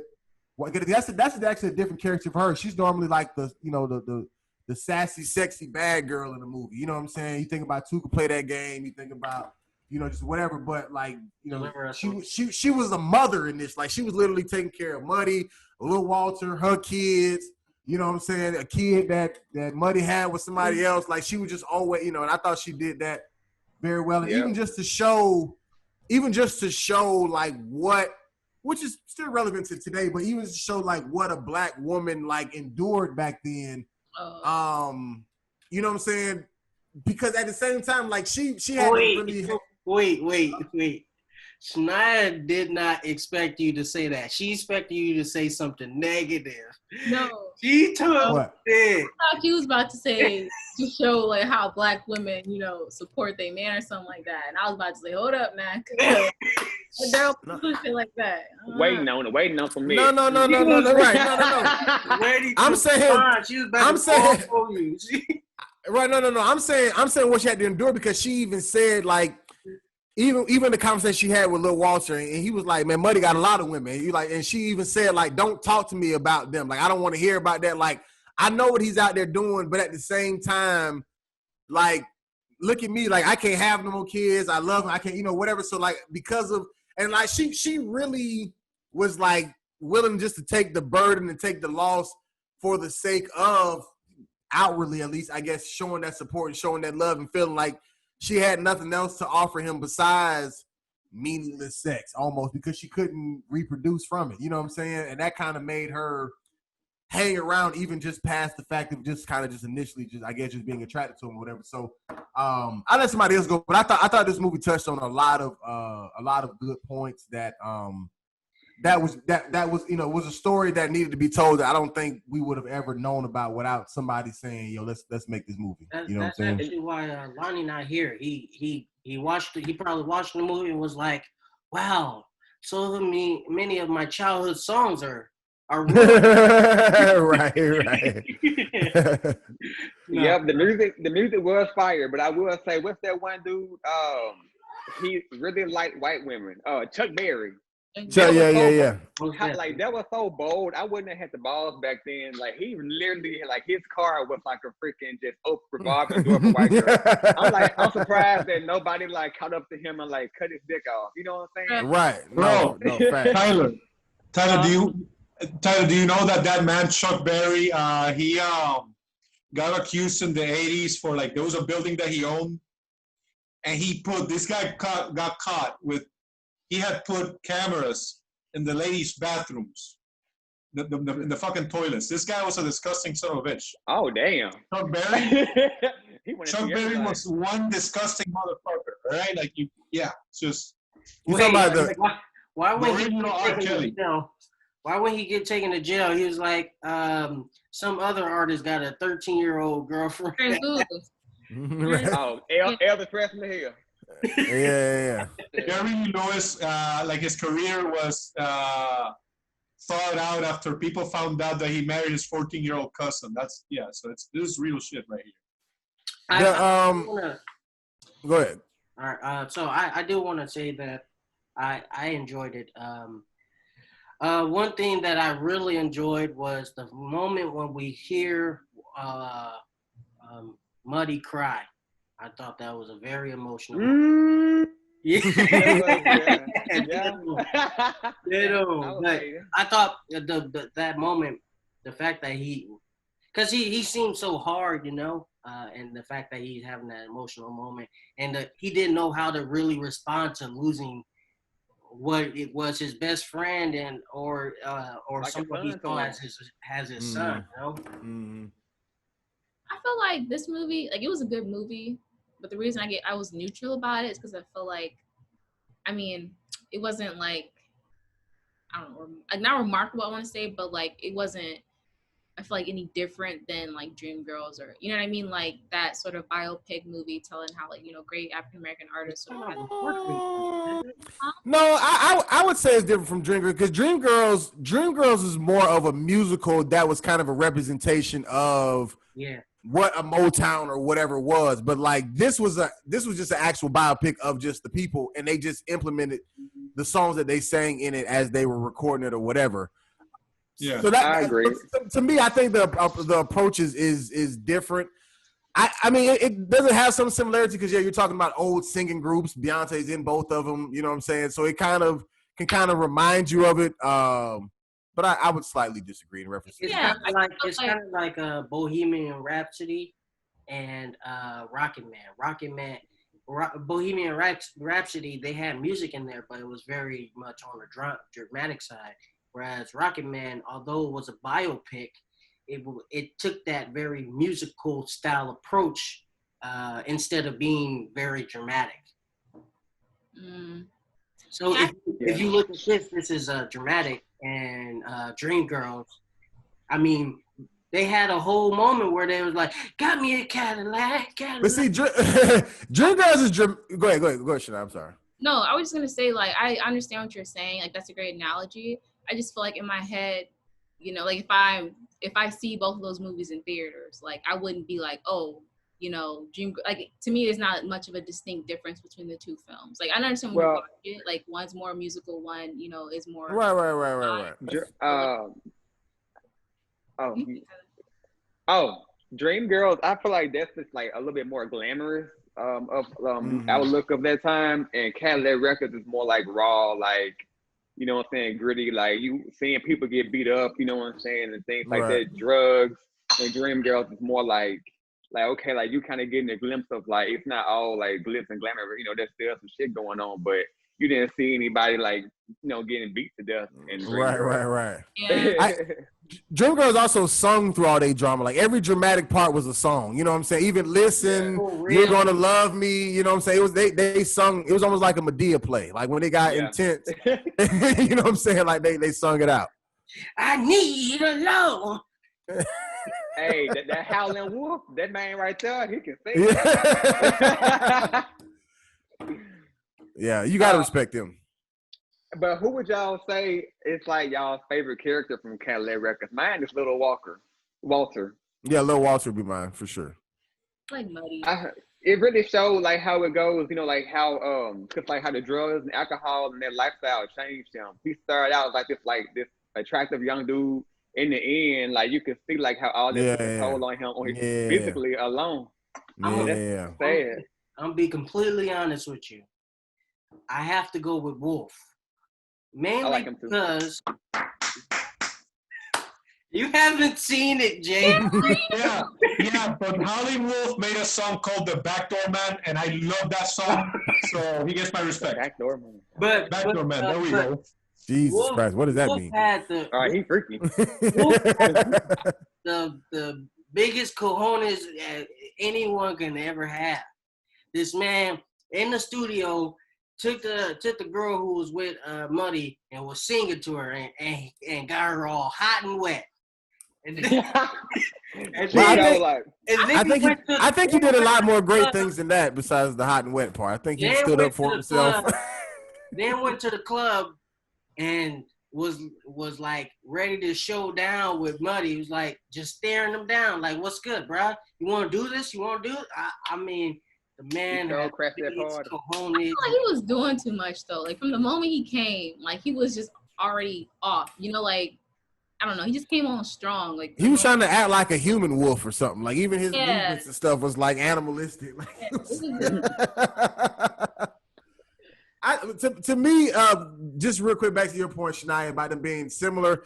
I think the biggest similarity between the two movies is the storyline in the sense of because Dreamgirls did a even though it had its whole like love story and the whole like how the record business worked, they also showed a lot of how white people stealing music type of thing. You know what I'm saying? So, I do get that point, but like I said, I just think that to Tyler's point, they kept it kind of more glitz and glamoury on the Dreamgirls side, and even just showing just a broad sense of it.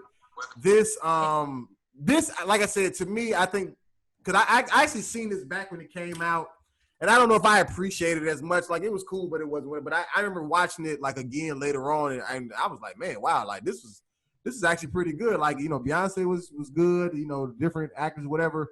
And I just think it's mainly because it's a story. Like, I like biopics, but it's a story that I think was pretty dope and important and connects. Because I've heard of more of the white groups that they were talking about, they influenced, than I did of any of these people.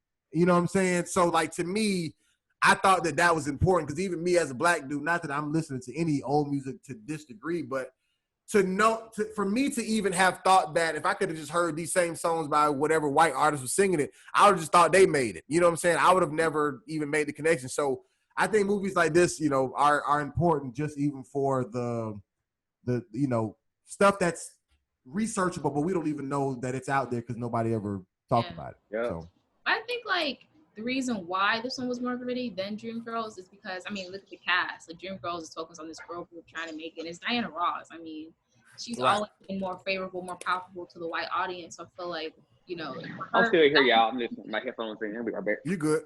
for that movie to be gritty would have been weird. It would have been like, I feel like it would have been Right. realistic to me. I'm like, Diana Ross went through those problems, you know, and I'm sure she did, you know, face racism and stuff, but I feel like not in the same way as, you know, these African American males had to go through it, you know? For sure. For So sure. like, I don't know, but I did not know that Muddy was what's his name? The dude from Westworld, Oh yeah, main guy, or Bernard. yeah, he's definitely a great actor. I like him. Jeffrey Wright, yeah. Yeah, I think that was my favorite character overall. Like the changes through him were very subtle, but I feel like definitely reflects, you know, how power changes people. And Jeffrey Wright goes ham in every movie he does. The I- movie bad, but Jeffrey Wright always goes hard. Shaft from 2000 was a horrible film, but he did a fantastic job in that movie. And Yes, I tell you what, the thing I liked about Muddy the most was the fact that, like, Geneva, which was Gabrielle Union, like, he cheated on her, you know what I mean? Like, it was very interesting to see how he would still have to teach Adrian Brody's character how to treat his wife. You know what I'm saying? Like he'd be like, no, man, she asking, like, how long you gonna be out of town? Or like, no, man, like, it's your anniversary. Like, she want to spend time with you. Like, why you trying to, you know what I'm saying? Like, but then even once he realized that he was gonna be with Etta James or whatever, like, he kept it real with him at all times. Like, this is how you need to move smart if you're gonna be out here. Like, yeah, you can do what you do, but you gotta respect home. You know what I'm saying? Right. And granted, that's not the right way. I'm not condoning that, but I'm saying, but even in his shittiness, like, he was still teaching a lesson. You know what I'm saying? Like, he was still, you know what I'm saying? He was still, like, you know, trying to, you know, correct, I guess, even, like, you know, his boss man or whatever. And even just, man, even Lil Walter calling him, you know, his white daddy, whatever. I thought all that was really, really powerful stuff. You know what I'm saying? Yeah. Because that's what he was to all of them. Like, even though he wasn't necessarily, like, in the business of fucking them over, but at times, like, I mean, he was doing some, you know, like, okay, this person in jail right now, you know, give the royalties to this person so I could, you know, so Muddy can pay his bill. You know what I'm saying? Like, he was, you know, he was with some bullshit. You know what I'm saying? Like, but Yeah. you know what I'm saying? But so it was a real good balance of seeing, like, I mean, he genuinely cared about it. He wasn't one of the racist people who would try to, like, necessarily hurt them, but at the same time, he knew that here in America, a white man with black talent can, you know, even though they were kind of just first breaking into it back then, that could go far. Because, I mean, that's I mean, look at sports, look at whatever. I mean, that's the mold. You know what I'm saying? So Yeah. And yeah, we ain't gonna talk about Etta James and her potty mouth. Hey, I fuck with it. But she was saying something, don't be looking at me like I ain't wearing no drawers and shit like that. Right. Yeah. And she was there playing pool and she said something about ain't no rug muncher or some shit. I was like, damn, Etta James, wow. Yeah, no. Yeah. She definitely had a mouth. Yeah. She definitely had a mouth. Like I said, I thought Beyonce. I don't even know how Etta James act. I never seen her sing or nothing in person, but I could believe that was her. You know what I'm saying? Like, she sold it enough for me for sure.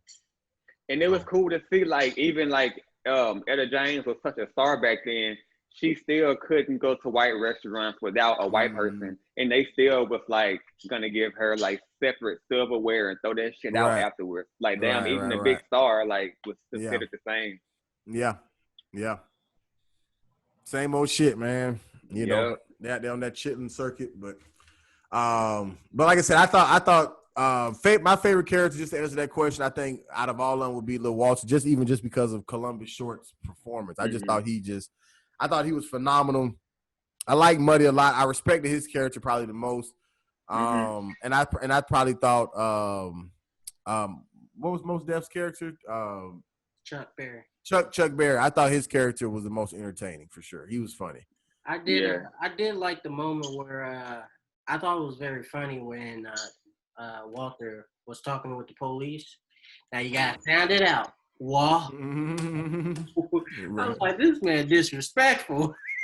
I hate that part. I can't even watch it when they beat him up and they like smash his face on the. I can't even watch that part. It's crazy.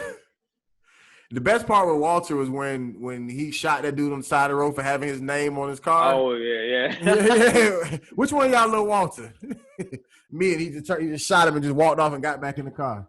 Yeah, he lost his mind, and he had ran his car through like that store and got out and told the girl that was the record company. Record, oh yeah, I was like, damn, I would have quit if I was this motherfucker crazy coming around here. Tell Chester I need a new Cadillac. But even that, even though that was a real thing, even that is a very key symbolism especially in the music industry. That whole like you get a hit record, we get you a Cadillac. You know what I'm saying? And look at where Muddy came from. Look where Muddy Waters came from. When they found him, this man was low key on a plantation. You know what I'm saying? Like, you know what I'm saying? So like, if you give a nigga like that a Cadillac, that's heaven on earth. You feel what I'm saying? Like, until you keep getting Cadillacs, after a while, you start realizing, what the fuck is this Cadillac don't mean shit. Like, what am I supposed to do with this? You know what I'm saying? So, but that's what happens when you take a talented person who, you know, doesn't really have guidance on the business side, and people are just eating off of them. You know what I'm saying? But as long as I dangle, you know, something shiny in your face, you know what I'm saying? Like, it'll hold you over while I'm the one who's actually, you know what I'm saying? Because he did have a way bigger house. When they were at his house, I'm like, damn. What the hell? You got a fancy ass house, man. Muddy ain't started making money until after he died. Remember, because when they the Rolling Stone or whoever, remember Cedric Entertainer came back, and that's when they flew over to the UK, and like that's when he really started making money. Because if you think about it, throughout the whole movie, he was broke. He kept going to the side saying, "Hey, can you know, this need to be paid? How, you know, whatever." Like, he needed money the whole time until after Adrian Brody's character died, and then they started traveling, and that's when he started finally making some real money. Way later in his career. Like, he did him wrong though. He's like, "Oh, where's my royalties?" I'm like, "Well, that Cadillac ain't free." And I'm like, "Damn, they told me that." I'm like, you know, right? They played him. Yeah. And that's the like I said, even though I know that was happening, I think it was a really key right there. Appreciate it. Component, like visual to have that whole thing, and even just the nickname, because it's not even, it was called Chess Records, you know, but to even just that whole Cadillac Records, because just that whole mode of, you know, control, like, I got you a Cadillac, you know what I'm saying? Like, I paid you back, you good, you know what I'm saying? Right. So anyway, so anything else for any of these three movies? One Flew Over the Cuckoo's Nest, Cadillac Records, or The Green Inferno? Well, the Cuckoo's Nest, you know what I'm saying? Iconic, but not my cup of tea. Green Inferno, I don't know. I think Green Inferno, it doesn't make sense story-wise, but it is like something fun to watch with other people. It's not boring, but in my opinion, it's like kind of like a ride. And Cadillac Records, of course, like, you know, I feel like for Black people at least, it's kind of like something that you watch with your family. You know what I'm saying? It's something you can relate to. For sure. No doubt. Jay, you had something? Me? No. I feel like I missed out. Where do you guys locate Where do you guys? Well, for pay, one, like, if you just for the record, if you ever want to know where you can watch any movie, if you Google it and just go to all watch options, it'll let you know everywhere it's showing. But you can get Cadillac Records on Tubi, TUBI, Oh, or you can use, that's or my they got shit. another new one called Crackle, which is the same thing. It's free. Tyler, But had you known about Tubi TV already? Well, there's this free movie website online that I go to. They got the best selection for horror movies. There. Which You're one? gonna go crazy. In Tubi TV? Oh shit! No, they got a shit ton of them. All right, that's my shit right there. Shit. That for horror movies, fucking Tubi TV and Amazon. They got the best ones. Yo, it's this thing called Shudder, and that's literally like the Netflix for horror I'm movies. not trying to pay money right now for more shit. Oh, I can get it for free, then I'll get it, but I'm a dirty Puerto Rican. All the streaming services that I get them for free. All right. I'm not Puerto Rican. It's the same for me. Okay. Anyways, so let's do these budgets and box office numbers. We'll go in the order in which we discussed them. So we'll start with One Flew Over the Cuckoo's Nest. I think this movie was made in like 75 or something like that. yeah. So what do you think the budget was for this movie? I mean, looking at it, it looks basic, but I know for the time, it probably was very expensive. Like the actors that was in it, they were working actors, at least after that shit, you know what I'm saying? But I don't know. I can't say the exact number, but I don't think it was cheap. 10 million. Yeah. Just take a guess. 10? You going with 10, Daryl? I'll say 8.5 million just to be 8.5? Okay. Shania, Jay. I'm gonna go ahead and go with like $750,000. I know the only people to really make money from that movie initially, like before the box office or whatever, were Jack Nicholson and maybe the other actress. Everybody else, from what I understand, had to do it for like peanuts or for like really low wages. So I'm gonna go with $750,000. All right. 750,000, 10 million, 8.5, and what you got, Shania? 15. 15 million. Wait, I'm gonna change. What's up? You know what? Okay, I want to change mine too. I don't think it was in the millions. I want to say like 950,000, some shit like that. 950,000. 50,000 short. I'm gonna stick with mine. 10 million? Yeah. All right. No, I think. So, all of you guys are pretty off. Yeah, I figured. Well, I mean, in the sense of like you either way too high or way too low. So it was actually 4.4 million. Was the Yeah. budget. See, I was gonna change mine to 5. 4.4. Well, you didn't, so you lost. Yeah. So it was made. It was made for peanuts, but not those type of peanuts, Jay. Not 750,000. And then, so what do you think it made in the box office? I think it made millions. Yeah. I'm gonna go with a cool 10 million. 10 million? Oh, shit, I'd say Million. I'll What'd say you say, Shania? 45 million. I'm gonna say 100 million. 100 million, 45 million, 10 million, I'm gonna go with like maybe 22. 22 million. Well, Shania's actually the closest. It was 163.3. Wow, really? Damn. 163.3 million. For the time. Damn. With $100 million, like even in today's standards, it's a pretty big deal. Yeah, Back then, like the tickets were really cheap, and exactly. Wow. No, Hey, for sure. the snacks too. The snacks too, shit. Right.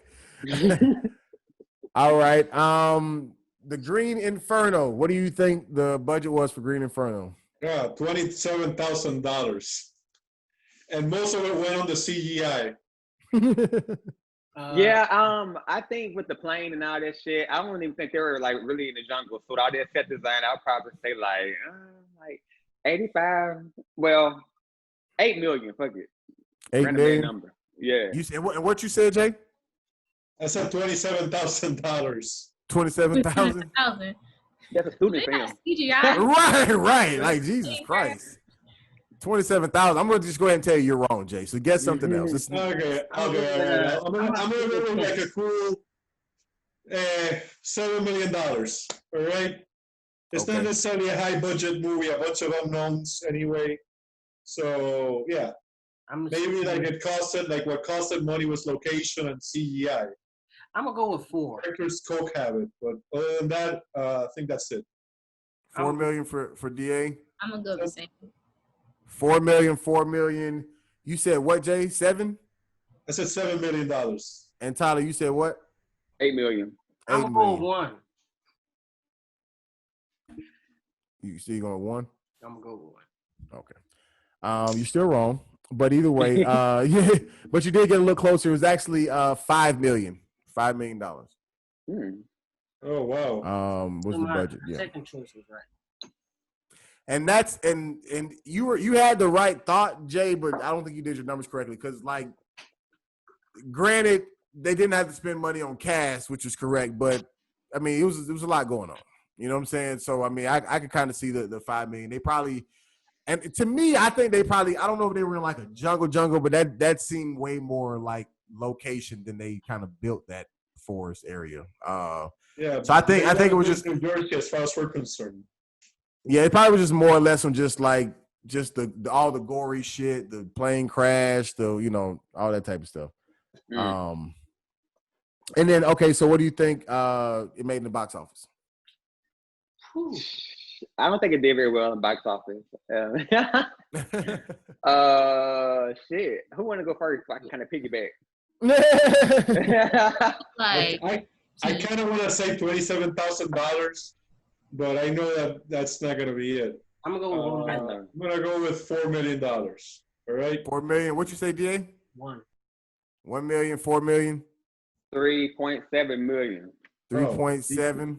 it's Eli Roth. I don't know. I feel like I'm gonna go with 15. 15 million. Yeah. It made in the box office $12.9 million. Oh wow, she won them all today. So it technically didn't do that well, but I guess it made his money back. Yeah. No, for sure. And then last but not least, Cadillac Records. We all know that's an iconic thing. That was a big thing when it came out. Yeah. What do you think the budget was for Cadillac Records? 20 million. Shit. I 20 million. I proved 75 mil. Yeah, 45 million. I said 45 million. 50 million, 45, 75, and you said 12, DA? 20. 20. The budget for Cadillac Records actually was $12 million. Oof. That was so wild. I was too. It's made in like 2008, I think. $12 Yeah. million. And then what do you think it made in the box office?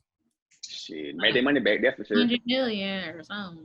I'm gonna Yeah. go 100 million. 200 million? 200 million? 100 million, 100 million. I'm gonna 100 go, million, 200 million, I'm gonna go with 40. 47. 47, I'm gonna go with $75 million. 75. Yeah. Gotcha. So I'm just gonna say, when I first looked this number up, I thought all the type of answers y'all thought too. It actually made a whopping $8.9 million in the box office. I think lost money. I was pretty shocked myself. I'm saying, but I didn't think it was like it didn't even make his money back from the Oh, like audience, so it's not. No, that was they lost money. Forget it. Yeah. yeah. That's what they got on Tubi. Say it again. It's before or after Dreamgirls? This was before. I don't know. It's a good question. Dreamgirls came out in 06, I think. No, I think this came out before. Let's see. Watch Dreamgirls. 07. Dreamgirls is 2006. I knew. So this is after Dreamgirls. Oh wow. 2 years after. He said, "I'm gonna give him my money." Yeah. Oh, 2 years. shit. Yeah. I was So, gas in the Cadillac Records. No, but I thought the same when I was looking up the numbers. I was shocked too. I was like, I had to look again. I was like, damn, this shit only made this. Like I was Right. shocked. I thought it made more. It's There because was a recession in 08. There was a You said 'cause recession of in what? 08. That's a recession away. I said a lot of black people bootlegged it. Well, The worst who movie made? That could in be the true. show did better than possibly the most entertaining movie in this show. And the one that made the most money was the one that everybody was sort of like, cold upon. Now, what's the name? Dreamgirls' budget was $75 million. That's where the big budget was, and they box office was 155.4. So, Shania, obviously these are two different movies. I know you tried to make them the same. Another thing, I wonder if maybe it not doing that well had to do something with Dreamgirls, you know? Because like if you just look at the trailer for it, like I feel like most people like, oh, it's just Dreamgirls. But Dreamgirls was already a thing though. Like it was already a play. You know what I'm saying? It already had that song. You're gonna like. So it already kind of had some. It was almost like a remake. Cadillac Records was just its own thing. So I guess people just didn't really. I could imagine the after box office numbers, whatever that's considered, DVDs, whatever. I can imagine that number is probably higher for Cadillac Records than box office. People probably seen it more after the movies, in my opinion. But anyways, so that is that. Well, yeah, man, that's 3 movies, man. Does anybody have any closing statements, questions, comments, concerns about these 3 Go films? to YouTube right now and look for Howling Wolf's Backdoor Man. I don't know if it's from what I understand, that song is about the side guy that comes in the back door and bangs your lady. But I've always maintained that it's possibly like an anal sex. But from what I understand, from what the writers said, it was like most likely about the side man, the side guy, the side piece. I can see that. Gotcha. So look for it. It's awesome. All right. We'll go with side piece. So Tyler, do you have anything, man, that you want to promote or talk about, plug? You got like podcasts or stuff that you're selling, or movies coming up, or projects you're working on, Instagrams, websites, all the above? Well, first of all, I really enjoyed myself here. You know what I'm saying? I had a really good time. I hate that it's coming to a close. You know what I'm saying? But yeah, my Instagram is @guy GUI_nextdoor. Yeah, I just been like writing and shit like that during the whole pandemic, and I'm a model as well. So like my whole goal has been like getting with the modeling agencies. I've been focusing mainly on that. But Gotcha. I am in the process of creating a pilot that's like loosely based off of like my experience coming from a small town to LA. And I'm also writing an LGBT short film. What else? Don't you have I a mean, that's pretty much it. channel that you work on? Huh? YouTube channel that you work on currently? Oh yeah. So I have a YouTube channel now. It's called Tyler Douglas. My first and middle name. And it's really just me just talking about random shit. Like it's mainly just like for me, just like a kind of like a journal. Talking about this important shit, and it's linked in my Instagram bio. Gotcha. Dope. And you said it was guy_nextdoor? Yep. Gotcha. Dope. Okay. How about you, Miss Shania? You got something you cooking up over there in Burbank? Shania. I'm still, cranking out ideas so far. I'm working on a pilot right now for a new series. Developing a few films, so still in the development phases. Nothing big coming out soon, but follow me on Instagram though. That's beyond my abilities at the moment. Damn. That's perfect timing. Damn. Why is Siri saying that Shania? Oh, beyond my abilities. Damn. That's fucked up, Siri. Don't you got like some comedy sketches or something coming out? Daryl been telling us about it. Finally sit down and record them. Yeah. Oh, okay. I've been busy working on the movie, so I have to Gotcha. Okay. Look at that. when it Look out for that. Look, hey, speaking of that, text me after this. I gotta ask you something about like a project since you mentioned it. Jay Jimenez, what you got, boss? All right. Well, the Instagram handle is right underneath me. It's live on Tinder. All right. Go check my stuff out. I'm working on a docu series called The Acid Diaries, where I'm trying to spread love and consciousness. With some funny moments here and there, and some really psychedelic editing. I suggest you check it out. All right, drop a like, share if you care. I also have a podcast in which I'm teaching remedial Spanish. It goes on every Sunday with me and Mr. Rudy Wilson here. It's called ¿Cómo se llama? We go live at 12 o'clock Eastern Time, 9 o'clock, Pacific. West Coast. So, you guys check that out. If you're in Miami, which I'm pretty sure none of you are, we're starting to roll out to the open mics and the comedy clubs. So I'm also doing that. So yeah, that's that. Gotcha. There we go. Daryl, you Well, sir. know me, D_A_Henry. Got the Redlands coming out. Obviously, it's keeping me pretty damn occupied. Yeah, that's pretty much it. Yeah, much love.